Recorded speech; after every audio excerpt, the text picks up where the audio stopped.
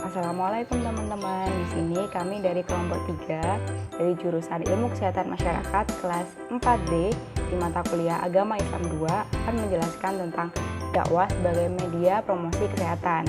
Nah, di sini kita kenalan dulu. Kelompok kami ada Kevin, Karin, Prima, Cosi, Rafada, Utari, Salwa, dan Anis. Yang pertama, saya akan menjelaskan tentang dakwah. Apa sih dakwah itu? Nah, dakwah ini berasal dari bahasa Arab, dari kata doa yat'un yang artinya ajakan, seruan, atau panggilan. Para ulama mendefinisikan dakwah ini tuh dengan berbeda-beda. Meskipun berbeda, setiap definisi dakwah memiliki 3 unsur pengertian pokok, yaitu yang pertama, dakwah adalah proses penyampaian ajaran Islam dari seseorang kepada orang lain. Yang kedua, penyampaian ajaran Islam tersebut dapat berupa amar ma'ruf. Yang ketiga, usaha tersebut dilakukan dengan tujuan terbentuknya suatu individu dan masyarakat yang taat dan mengamalkan sepenuhnya ajaran agama Islam. Dengan demikian, dakwah adalah segala bentuk aktivitas penyampaian ajaran agama Islam kepada orang lain dengan berbagai cara yang bijaksana untuk terciptanya individu dan masyarakat yang menghayati dan mengamalkan agama Islam dalam semua lapangan kehidupannya. Yang selanjutnya adalah promosi kesehatan. Apa sih promosi kesehatan itu? Nah, menurut WHO, promosi kesehatan diartikan sebagai proses yang mengupayakan individu dan masyarakat untuk meningkatkan kemampuan mereka untuk mengendalikan faktor kesehatan sehingga dapat meningkatkan derajat kesehatannya. Selain itu, definisi promosi kesehatan ini tuh juga tertuang dalam Keputusan Menteri Kesehatan Nomor 1148 Tahun 2005 tentang pedoman pelaksanaan promosi kesehatan di daerah. Nah, disebutkan di situ bahwa promosi kesehatan adalah upaya untuk meningkatkan kemampuan masyarakat melalui pembelajaran dari, oleh, untuk, dan bersama masyarakat agar mereka dapat menolong diri sendiri sesuai sosial budaya dan didukung kebijakan publik yang berwawasan kesehatan. Tujuan promosi kesehatan bermuatan pendidikan kesehatan. Yang pertama yaitu mengubah pola pikir masyarakat bahwasanya kesehatan merupakan sesuatu yang bernilai bagi keberlangsungan hidup. Pada poin ini dapat diartikan bahwasanya upaya promotif dan preventif lebih diutamakan daripada upaya kuratif dan rehabilitatif. Poin kedua yaitu memampukan masyarakat, kelompok, atau individu agar dapat secara mandiri mengaplikasikan hidup sehat melalui berbagai kegiatan. Tujuan poin 2 ini dapat diperoleh setelah adanya promosi kesehatan. Dan yang terakhir yaitu mendukung pembangunan dan pemanfaatan sarana dan prasarana pelayanan kesehatan secara tepat. Selanjutnya, saya akan membahas mengenai dakwah sebagai media promosi kesehatan. Terdapat banyak cara untuk mengimplementasikan promosi atau program promosi kesehatan terhadap masyarakat, dan cara yang dinilai paling efektif adalah cara melalui kerangka kajian teoritis. Dan sejauh ini banyak yang dilakukan pembahasan oleh para ahli atau kajian-kajian yang dilakukan para ahli yang membuktikan bahwa adanya kaitan antara kesehatan dan agama. Terdapat 5 tahap sebagai ilustrasi bagaimana konsep dan gagasan Islam dapat berintegrasi ke dalam konsep dan gagasan kesehatan. Yang pertama adalah konsep analisis masyarakat atau community analysis. Tahap pertama ini membutuhkan pemahaman dan analisa terhadap suatu daerah tertentu, baik itu tatanan budayanya, karakteristik dari masyarakatnya, dan sumber daya yang ada di daerah tersebut. Dan perlu adanya tokoh-tokoh dari daerah setempat untuk membantu adanya analisis tersebut. Serta hal ini juga berdasarkan pada Al-Quran dan hadis, yang mana dalam konsep utama dari Al-Quran tersebut dan hadis tersebut ada 3 konsep utama, yaitu ada rukun Islam, rukun iman, dan hukum Islam. Dalam Al-Quran sendiri telah dijelaskan dalam surat An-Nahl ayat 125 yang artinya, serulah manusia kepada jalan Tuhanmu dengan hikmah, perkataan yang tegas dan benar, yang dapat membedakan antara yang hak dan yang batil, dan pelajaran yang baik, dan bantahlah mereka dengan cara yang baik. Sesungguhnya Tuhanmu, dialah yang lebih mengetahui tentang siapa yang tersesat dari jalannya, dan dialah yang lebih mengetahui orang-orang yang mendapat petunjuk.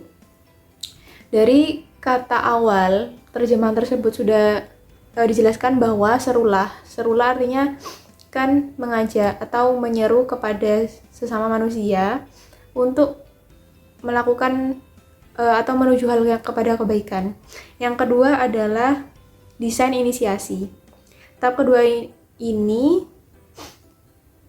mengarahkan kepada pembentukan suatu organisasi atau suatu kelompok yang mana untuk menyelesaikan suatu permasalahan, dan di sana terdapat kelompok penasihat tertentu. Dan dalam Islam sendiri juga terdapat seperti budaya, ada konsep syura di dalamnya, dan konsep syura ini juga tentang pembentukan kelompok yang mana kelompok tersebut akan membentuk kesepakatan, dan pada akhirnya kesepakatan tersebut mengikat bagi seluruh anggotanya, masyarakatnya. Dan yang ketiga adalah implementasi. Ide dan teori tidak hanya menjadi perencanaan intervensi, tetapi juga tindakan-tindakan atau diperlukan adanya integrasi dari promotor kesehatan kepada tujuan awalnya. Kemudian, jika dalam prinsip Islam sendiri ada prinsip ijtihad dalam konsep hukum Islam yang mengacu pada fakta, pada poin ketiga, menawarkan saluran komunikasi bagi promotor kesehatan untuk membawa masuk ide-ide baru ke dalam masyarakat. Seperti halnya juga bisa dikatakan dakwah sebagai media promosi. Kan dakwah berarti mengajak atau menyeru. Juga sama halnya seperti promosi kesehatan yang mengajak kepada masyarakat agar dapat mengubah perilaku yang sebelumnya salah menjadi benar, dan merubah pola pikir atau mindset dan perilaku mereka agar menuju derajat kesehatan tertentu. Yang keempat adalah pemeliharaan atau konsolidasi. Pada tahap ini, pemeliharaan atau maintenance dan konsolidasi seperti halnya pada konsep wakaf. Wakaf sendiri memiliki arti penting untuk memastikan dan memberikan pemasukan bagi intervensi vital dalam promosi kesehatan. Dan yang terakhir adalah penyebaran atau penilaian ulang. Yang terakhir pada model ini, elemen kuncinya meliputi memperbarui atau updating profile dan analisis masyarakat, di mana dalamnya melibatkan usaha pencarian masing-masing yang mungkin telah muncul dalam kepemimpinan, sumber daya, dan hubungan organisasi di dalam masyarakat. Promotan kesehatan mampu menyelesaikan intervensi promosi kesehatannya secara sukses berdasarkan sudut pandang dari masyarakat sendiri terhadap kehidupan kesehatan dan perilaku kesehatan. Jadi pada model kelima ini sebagai hal evaluasi atau monitoring dari pihak promosi kesehatan untuk menilai adanya kesuksesan atau tidaknya suatu program yang dijalankan kepada masyarakat di daerah setempat, dan ada indikator-indikator tertentu yang sudah ditetapkan oleh promosi kesehatan dan dirinci kembali apakah telah sesuai dengan harapan dan perencanaan intervensi sebelumnya, apakah sesuai atau tidak, sehingga kalaupun tidak itu mungkin akan dapat mengubah sasarannya atau mengubah cara, serta dapat memperbarui sistem-sistem yang lebih fresh ke depannya. Ada 5 alasan kenapa kok dakwah dapat dijadikan media promosi kesehatan di lingkungan masyarakat. Yang pertama yaitu karena fungsinya sebagai pendidik. Dengan adanya dakwah, kita bisa menyebarkan informasi ataupun edukasi kepada masyarakat terkait kesehatan, tetapi juga sesuai dengan ajaran Islam. Yang kedua, yaitu karena fungsinya sebagai pelurus informasi.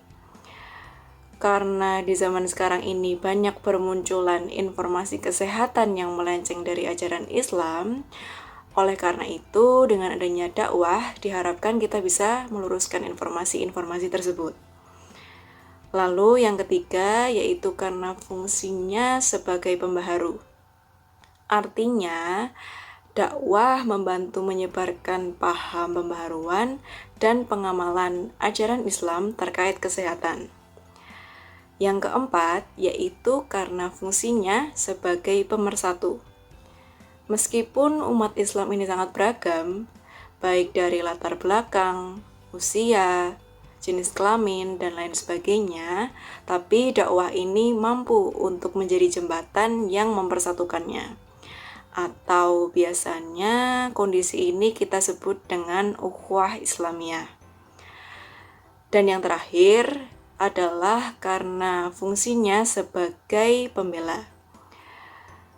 Melalui media massa, umat Islam berusaha keras mendorong penegakan nilai-nilai Islam, yaitu dengan mempromosikan kesehatan sesuai dengan syariat Islam kepada seluruh kalangan umat. Masuk ke bagian implementasi dakwah sebagai media promosi kesehatan ya. Jadi dituliskan di sini bahwa masyarakat yang agamis memang biasanya condong untuk lebih taat pada ajaran agamanya. Nah, pada kondisi tertentu dakwah sebagai media promosi kesehatan ini juga lebih tepat sasaran begitu pada masyarakat yang agamis. Sebagai petugas promosi kesehatan, mungkin dakwah yang biasa dilakukan ini adalah dakwah amah gitu ya. Apa sih dakwah amah itu? Jadi dakwah amah ini merupakan salah satu metode dakwah gitu yang dilakukan menggunakan lisan gitu, media lisan. Jadi ditujukan kepada banyak orang dengan maksud untuk menanamkan pengaruh gitu kepada mereka gitu. Media yang dipakai ini biasanya berbentuk khotbah, sama seperti kita melakukan penyuluhan kesehatan seperti itu. Nah, salah satu implementasi dakwah promosi kesehatan yang baru tren beberapa bulan terakhir ini ya, mungkin masalah kehalalan dan kesucian vaksin. Sebelum sidang pleno kemarin, Komisi Fatwa MUI itu pada tanggal 8 Januari 2021 ya, yang menetapkan tentang kehalalan dan kesucian Sinovac. Nah, sebelum itu pemberitaan soal vaksin ini sangat ramai gitu ya. Banyak sekali yang kontra dengan vaksin Sinovac ini karena belum jelas kesucian dan kehalalannya. Bahkan mungkin sekarang setelah sidang pleno ini mungkin masih banyak ya yang masih kontra dengan vaksin ini, jadi tidak mau divaksin seperti itu. Jadi mengulas sedikit sejarah tentang vaksin ini. Jadi pada abad ke-17 dunia ini juga pernah mengalami pandemi smallpox ya, atau cacar. Nah, pada saat itu kurang lebih 400.000 orang di Eropa ini meninggal setiap tahun ini ya karena cacar ini. Kemudian ada satu tokoh dari kedokteran ini yang menemukan teori tentang vaksin gitu. Beliau ini adalah Edward Jenner, yang kemudian beliau dijuluki sebagai bapak imunologi. Nah, tapi apakah Edward Jenner ini adalah orang pertama gitu yang membicarakan smallpox dan cara pencegahannya? Dan ternyata bukan. Orang yang pertama kali menjelaskan tentang vaksin dan tentang cacar dan cara pencegahannya ini merupakan Abu Bakar Muhammad bin Zakaria Ar-Razi. Nah, beliau ini mempunyai kitab berjudul Al-Judari wa Al-Hasbah gitu, yang artinya penyakit cacar dan campak. Di kitab ini beliau menulis gitu secara rinci, secara detail tentang penyakit cacar dan juga campak. Dan yang menarik adalah dari kitab Al-Judari wa Al-Hasbah ini ditulis gitu sekitar abad ke-9. Abad ke-9 ini berarti hampir 1000 tahun sebelum vaksin cacar dan campak ditemukan oleh Edward Jenner tadi. Jadi ada 2 poin penting nih dalam ketentuan hukum pada Fatwa MUI nomor 2 tahun 2021 ini, yaitu tentang yang pertama bahwa vaksin COVID-19 produksi Sinovac ini hukumnya suci dan halal. Yang kedua yaitu vaksin COVID-19 produksi Sinovac ini hanya boleh digunakan untuk umat Islam jika terjamin keamanannya menurut ahli dan ahli yang kredibel dan kompeten seperti itu. Dalam ajaran Islam, menjaga kesehatan atas diri sendiri dan orang lain ini termasuk salah satu dari 5 prinsip pokok begitu ya. Vaksinasi sebagai salah satu tindakan medis untuk mencegah terjangkitnya penyakit dan penularan COVID-19. Jadi menjaga kesehatan dalam prakteknya ini bisa dilakukan melalui upaya preventif, di mana salah satu ikhtiarnya yaitu dilakukan dengan cara vaksinasi gitu. Jadi vaksinasi ini termasuk perbuatan yang dibenarkan dalam Islam. Kemudian tentang pentingnya menjaga kesehatan dari serangan wabah, dapat kita lihat dari beberapa dalil ya. Di antaranya itu Quran Surat An-Nisa ayat 102 yang artinya, dan hendaklah mereka bersiap siaga dan menyandang senjata mereka. Nah, dari surat ini kita bisa melihat bahwa kita ditunjukkan untuk kewajiban kita menjaga kewaspadaan dari segala bahaya yang akan datang seperti itu. Dari sini difahami gitu bahwa berobat ini bentuk menjaga diri dari wabah penyakit seperti itu. Tentang konsumsi obat yang bertujuan untuk menguatkan stamina atau imun tubuh ya, dapat kita lihat penjelasannya dalam kitab I'anah atau Libin yang menyebutkan bahwa hukum meningkatkan daya tahan tubuh ini termasuk perbuatan yang terpuji gitu. Nah, dari penjelasan ini tadi kita semua bisa memahami bahwa mengikuti program vaksinasi yang bertujuan untuk menjaga kekebalan tubuh dalam kondisi pandemi seperti ini termasuk perbuatan yang dibenarkan dalam Islam seperti itu. Oke, selanjutnya adalah efektivitas, di mana media dakwah dan alat-alat modern bisa kita pergunakan untuk mencapai efektivitas. Nah, efektivitas ini erat kaitannya dengan komunikasi yang efektif, di mana bisa kita lihat dari 4 indikator. Yang pertama adalah pemahaman, di mana pesan yang disampaikan oleh komunikator dapat diterima dengan baik oleh komunikan. Yang kedua adalah kesenangan. Hubungan antara komunikan dan komunikator itu harus sama-sama baik. Yang ketiga adalah pengaruh pada sikap, yang mana penerima pesan itu mengalami perubahan sikap yang positif akibat komunikasi yang terjadi. Yang keempat adalah hubungan sosial yang baik. Hal ini bisa terlihat dari interaksi yang terjadi, pengendalian, kekuasaan, dan cinta kasih antar sesama manusia. Kemudian ada beberapa prinsip yang harus dimiliki oleh seorang pendakwah agar dakwah yang dilakukannya itu tergolong efektif. Yang pertama itu adalah respect. Respect ini adalah merupakan sikap saling menghormati dan menghargai antara individu atau makhluk, terutama yang menjadi sasaran dakwah. Nah, apabila suatu pendakwah itu memiliki prinsip ini, maka individu sasaran itu akan memiliki antusiasme yang tinggi dan dapat melakukan hal-hal baik sesuai dengan pesan dakwah yang sudah diberikan. Yang kedua adalah empati. Empati adalah kemampuan menghargai dan menghormati orang lain, terutama dalam mendengarkan dan mengerti orang lain. Dengan adanya rasa empati ini, itu memudahkan dalam mewujudkan keterbukaan dan kepercayaan untuk membangun kerjasama dengan orang lain. Adanya pemahaman pada kondisi individu ini dapat meminimalisir adanya hambatan dalam proses penyampaian pesan dakwah kepada makhluk. Terus yang ketiga adalah audible. Artinya pesan yang disampaikan itu harus dapat dimengerti baik oleh penerima pesan maupun dengan orang lain. Nah, penyajian pesan dalam bentuk cara, sikap, atau media juga harus mudah diterima dan dimengerti oleh makhluk. Yang keempat adalah clarity, yaitu adanya kejelasan isi pesan, sehingga terhindar dari penafsiran yang berbeda.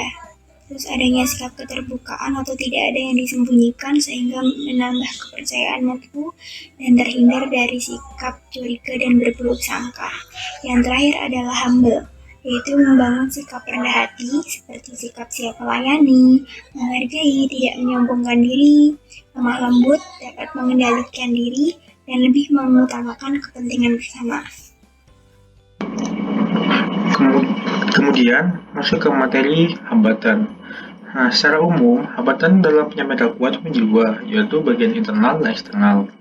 Nah, hambatan internal itu berasal dari dalam diri baik pendakwa maupun penerima dakwah itu. Yang termasuk dalam hambatan internal itu adalah ada faktor fisik dan faktor psikologis. Faktor fisik itu dapat menghambat proses penyampaian dakwah dari pendakwa ke penerima dakwah tersebut. Contohnya misalnya seorang penerima dakwah itu memiliki gangguan pendengaran atau tuli sehingga mengalami kesusahan dalam mendengarkan dakwah dari si pendakwa itu jika nggak pakai alat bantu. Kemudian yang kedua ada faktor psikologis. Nah, faktor psikologis itu faktor penting dalam penyampaian dakwah. Jadi seorang pendakwa itu harus kuat mental dan sabar karena pasti kan kita akan menemui dengan berbagai macam orang dan yang sifatnya masih beda-beda sehingga pendakwa itu harus adaptif dan tahu sifat-sifat dari setiap golongan itu yang berbeda-beda itu. Kemudian ada hambatan eksternal. Hambatan eksternal itu merupakan hambatan dari luar. Contohnya seperti faktor lingkungan dan budaya. Nah, masakan Indonesia ini merupakan negara yang banyak beragam-ragam suku, budaya, dan lainnya sebagainya. Oleh karena itu, pendakwa itu harus mendapatkan posisinya sesuai dengan golongan masyarakat yang ada agar pesan itu dapat diterima dengan baik dan tepat. Misalnya ada di dakwah di daerah Surabaya, dia harus tahu bagaimana lingkungan Surabaya, atau dia dakwah ke daerah Nganjuk, dia harus melakukan sesuai bagaimana di kondisi lingkungannya itu di Nganjuk itu. Nah, selain itu, masyarakat selalu dinamis itu, mengikuti perkembangan zaman, terutama perkembangan teknologi. Oleh karena itu, pendakwa harus mengikuti seperti alat-alat media sosial atau alat modern lainnya seperti kayak recording atau dan sebagainya, membuat konten dakwah di YouTube agar proses dakwah itu juga up to date gitu dan tidak terganggu. Oke, sekian presentasi dari kami. Kurang lebihnya mohon maaf. Wassalamualaikum warahmatullahi wabarakatuh. Dadah.